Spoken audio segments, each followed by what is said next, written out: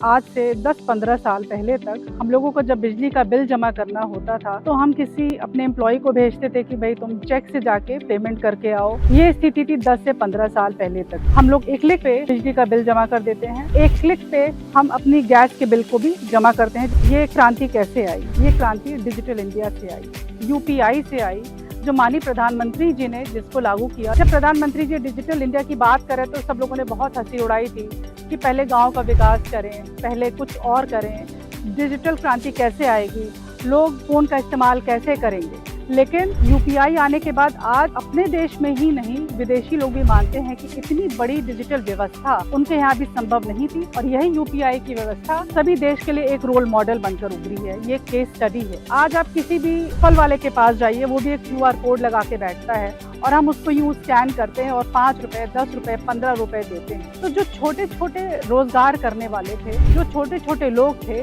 वो इस डिजिटल से एम्पावर हुए और जनधन योजना से एम्पावर हुए।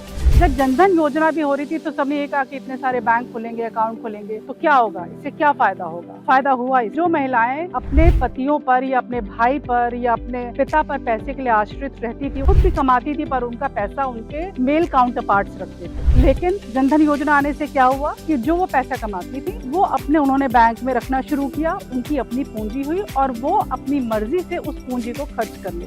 ये जनधन योजना की पावर। तो इसी जनधन योजना के कारण ही महिलाओं को भी यूपीआई से भी पेमेंट मिलने लगे, महिलाओं को भी QR कोड से पेमेंट मिलने लगे, और इस तरीके से जो छोटी छोटी इकोनॉमी थी वो भी सुदृढ़ हुई। ये है डिजिटल इंडिया का कमाल। और जो लोग माननीय प्रधानमंत्री जी की इस बात बुराई किया करते थे या उनके पीछे पड़ते थे, वही लोग आज माननीय प्रधानमंत्री की प्रशंसा करते हैं। विदेशी लोग भी माननीय प्रधानमंत्री जी की इस डिजिटल की योजना को और इस यूपीआई की योजना को वो लोग इसको फॉलो करते हैं और वो लोग अपने देश में भी लागू करना चाहते हैं, और वो अपनी अपनी यूनिवर्सिटीज़ में इसे केस स्टडी की तरह पढ़ा भी रहे हैं।